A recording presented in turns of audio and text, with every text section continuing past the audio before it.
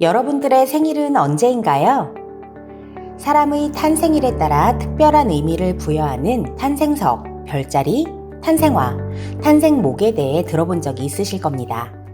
그중 탄생석은 12가지의 보석과 1년 12달을 연결시켜 그중 자신이 태어난 달에 해당하는 보석으로 장신구를 만들어 몸에 지니는 서양의 풍습에서 유래하였다고 하는데요. 12가지 보석의 기준은 성경의 기록을 바탕으로 하였으나 시대와 민족, 그리고 그 나라의 보석 생산량에 따라 보석을 선택하는 방식이 모두 같은 것은 아니라고 합니다. 보석은 자연이 만들어낸 광물에 속합니다. 자연적으로 만들어진 광물 중 아름답고 단단하며 희소성이 있는 광물을 보석이라고 부르지요. 이 보석들은 신기하게도 인체에 좋은 영향을 주는 강한 기를 지니고 있어 이러한 이유로 사람들은 자신이 탄생한 달에 속하는 보석을 가지고 있으면 불행과 병을 물리치고 행운과 장수를 한다고 믿어왔다고 합니다. 의학 기술이 발달하지 않았던 고대 사람들은 아마도 이런 보석의 신비한 능력을 몸으로 체험하며 탄생석에 더욱 큰 의미를 부여하였을 겁니다. 그럼 1월부터 12월까지의 탄생석과 그 의미에 대해 잠시 알아보겠습니다. 1월 가넷. 가넷은 라틴어 그라나터스에서 유래된 말로 석류를 뜻합니다. 화강암의 갈라진 틈에서 반짝이는 붉은 보석이 다닥다닥 붙어있는 것이 석류를 연상시키기 때문이라고 하며, 가넷은 우정, 진실을 의미하기에 주로 연대감을 갖기 위한 사람들이 같은 모양의 반지를 낄 때 사용한다고 합니다. 2월 자수정. 보랏빛의 맑고 투명한 자수정은 다이아몬드, 루비, 사파이어, 에메랄드와 함께 세계 5대 보석의 하나로 손꼽히며 성실과 평화를 의미합니다. 자수정의 보랏빛은 예로부터 고귀한 색으로 여겨져 왕실의 왕관을 장식하거나 높은 신분의 성직자와 귀족의 장신구로 주로 사용되었다고 합니다. 3월 아쿠아마린. 물을 의미하는 아쿠아, 바다를 의미하는 마린이라는 이름이 합쳐진 이 보석은 밤의 여왕이라는 별명이 있습니다. 어두운 밤에 아쿠아마린을 보면 밝게 반짝이는 것이 어두운 밤바다의 한 줄기 빛처럼 느껴지기 때문이라고 합니다. 아쿠아마린은 젊음과 행복을 의미하며 밤길에 무사와 안전을 기원하는 수호석으로 사용되었다고 합니다. 4월 다이아몬드. 다이아몬드의 어원은 정복할 수 없다는 그리스어 아마다스에서 유래되었습니다. 그 어떤 도구로도, 심지어 불로도 다이아몬드를 깰 수 없었기 때문에 불멸의 상징, 사랑의 맹세로 여겨졌다고 하는데요. 현대에서도 다이아몬드는 결혼 예물로 가장 많이 사용하는 보석 중 하나입니다.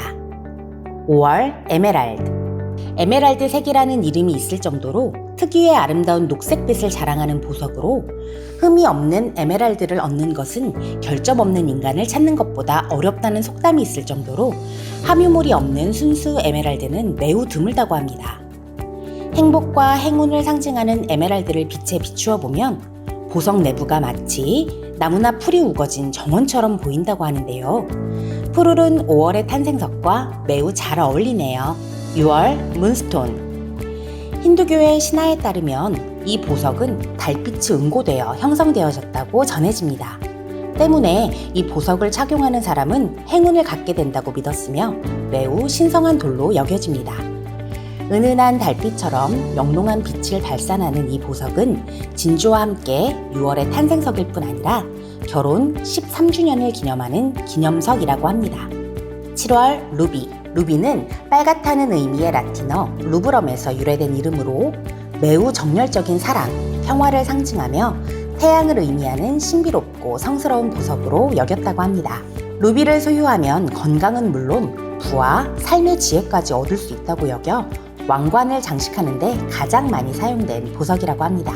8월 페리도트. 페리도트는 황록색의 아름다운 보석으로 우리말로 감람석이라고 부릅니다. 부부의 행복, 친구와의 화합을 의미하는 이 보석은 용암을 만드는 광물 중 하나이며 우주의 운석에서도 발견된다고 합니다. 우주로부터 우리 인간에게 주어진 유일한 보석이기에 사랑하는 사람에게 많이 선물한다고 합니다. 9월 사파이어. 사파이어는 푸른 가을 하늘을 연상시키는 보석으로 하늘을 상징하는 돌이라고 하며 라틴어로 파랑을 의미합니다. 덕망과 자애, 성실과 진실의 상징으로 교회의 상징이기도 하며 로마 바티칸 교황청의 추기경들은 모두 사파이어 반지를 낄 정도로 신성한 보석이라고 합니다. 10월 오팔, 작은 무지개를 담고 있는 듯 아름다운 색을 가진 오팔은 그리스어 오팔리오스에서 온 말로 귀한 돌이라는 뜻을 가지고 있습니다. 보는 각도에 따라 색이 변화하는 색의 유희를 관찰할 수 있으며 이 현상은 오직 오팔에서만 찾아볼 수 있다고 합니다. 다른 보석과 달리 무르기에 잘 깨지는 단점은 있지만 큐피트 스톤으로 불리며 연인들의 사랑의 증표로 사용된다고 합니다. 11월 토파즈. 토파즈는 오렌지색, 갈색, 분홍색, 초록색, 파란색, 자주색 등 다양한 색이 존재하며 산출량이 아주 적은 매우 귀한 보석이라고 합니다. 건강의 돌로 알려진 토파즈는 아름다움을 상징하는 종교적 부적으로도 사용되었다고 하며 충격에 약하기에 매우 조심히 다루어야 하는 보석입니다. 12월 터키석. 행운의 보석, 신으로부터 받은 신성한 보석이라 불리우는 터키석은 성공과 승리를 약속하며 오랜 세월 동안 심령적인 돌로 알려져 주로 성직자들이 사용하여 왔다고 합니다.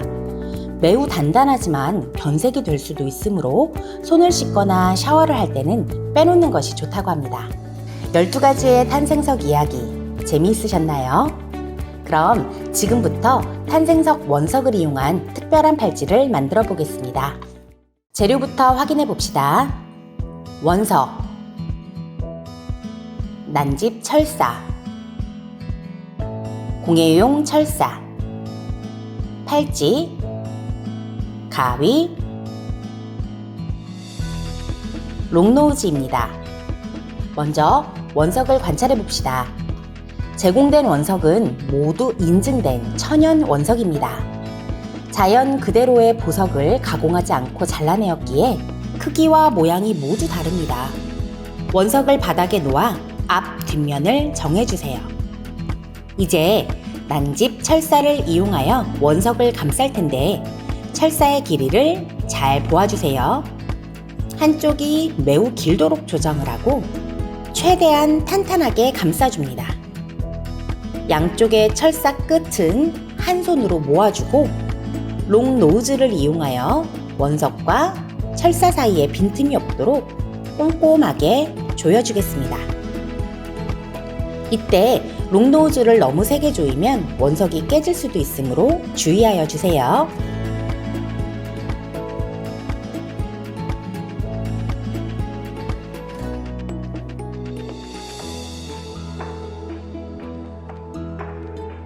탄탄하게 조여진 원석을 이제 공예용 철사로 고정시켜 보겠습니다. 원석을 감싼 난집 철사를 자세히 보면 동그란 구멍이 있습니다. 이 구멍 속으로 공예용 철사를 집어넣고 고정시켜 줄 건데요. 원석이 탄탄하게 고정되도록 최대한 원석과 가까운 곳에 위치한 구멍에 철사를 넣은 후 와이어를 교차시켜 한번 꼬아줍니다. 위로 튀어나온 난집 철사는 가위를 이용하여 짧게 잘라주세요. 꼬아진 공예용 철사 중 위쪽에 속한 철사로 팔찌에 원석을 매달기 위한 고리를 만들어 보겠습니다.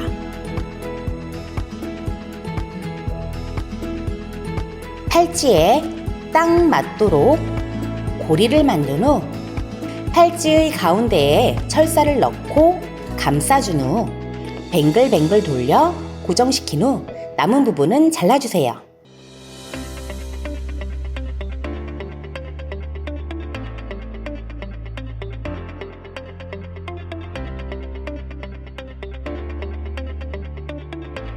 나머지 한 줄은 장식을 해보겠습니다. 서로 겹쳐지지 않도록 철사를 돌돌 말고 나머지는 잘라주세요.